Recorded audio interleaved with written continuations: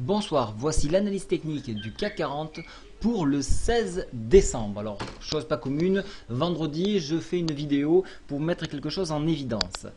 Avant de parler de l'analyse technique, je voulais juste vous montrer quelque chose.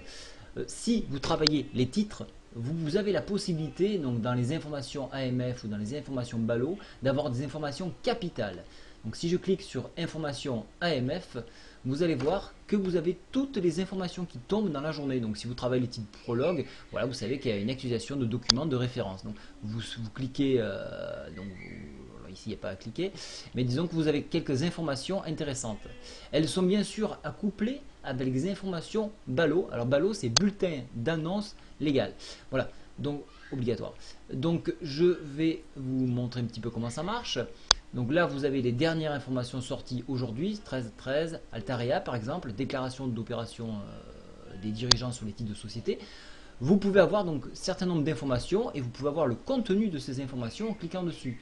Ça fait que vous avez les échanges de faits, vous comprenez pourquoi il y a des mouvements sur vos titres. Voilà un petit peu donc l'intérêt que vous pouvez trouver donc sur ces deux zones ici dans Actualité. Voilà, maintenant je passe sur l'indice parisien.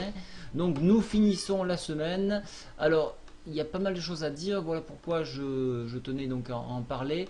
Vous voyez que nous avons rebondi sur un point très important, je l'ai mentionné ce matin dans la newsletter indicielle. Ce point là, s'il venait à être franchi, on rentrerait vraiment sur une phase baissière. Tant qu'il n'est pas enfoncé, la hausse est plus ou moins préservée. Donc disons qu'un signal haussier peut se présenter sur ce niveau là. Pourquoi? Parce qu'il correspond à une moyenne mobile qui est basée sur le nombre d'or. Donc de ce fait, un rebond peut être envisageable sur ce niveau-là pour un retour dans un premier temps de 4086 et pourquoi pas réintégrer un point très important ici à 4113. Je tenais à vous faire remarquer l'exagération du stochastique qui est quand même terrible puisqu'on est largement en dessous des 20 ici. On se trouve exactement une zone en dessous de 11. Alors cette zone-là a été touchée par plusieurs reprises. Alors, il faut faire un petit zoom arrière pour s'en rendre compte. Voilà.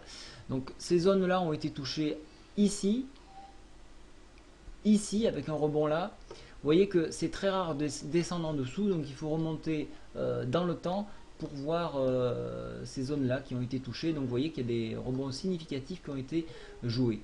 Voilà, ici, il y a eu un rebond. Donc, alors attention, bien sûr, le stochastique n'est pas à prendre seul.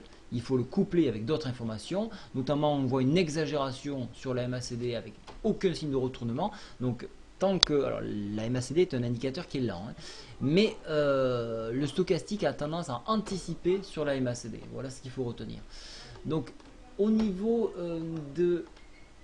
du mois...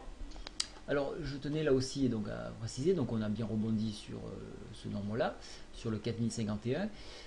Il correspond à peu de choses près. Alors là je suis en MM10, je vais passer en MM7. On a longuement bataillé aujourd'hui sur ce point-là, sur la 4072. Ça a été lourdement inscrit dans les cours, donc il y a eu beaucoup de volume sur ce niveau-là. Donc il est intéressant de regarder également ce seuil-là. Je vais replacer ma MM en 10 puisque moi je travaille avec la 10. Voilà, je passe maintenant en semaine. En semaine, qu'est-ce qui se passe? Donc vous voyez qu'on est en train d'accuser le coup et on se repose à nouveau ici, mais on est toujours inscrit sur cette fourchette là. Donc pas de signe encore franc à la baisse, il y a encore cette hésitation, mais attention, les orientations baissières sont excessivement bien marquées. Donc pas de signe de retournement ici. Donc si toutefois on devait avoir un rebond, ça se ferait sur les annonces que nous attendons le 17 et le 18 décembre sur l'organisation de la planification budgétaire qu'aura à disposition la Fed. Voilà un petit peu ce qu'il y avait à dire, donc c'était intéressant de le souligner. N'hésitez pas à renvoyer ce que vous ne comprenez pas. Et j'ai déjà eu pas mal de retours, et donc voilà pourquoi je développe un petit peu plus. Bonne soirée à tous et très bon week-end. Au revoir.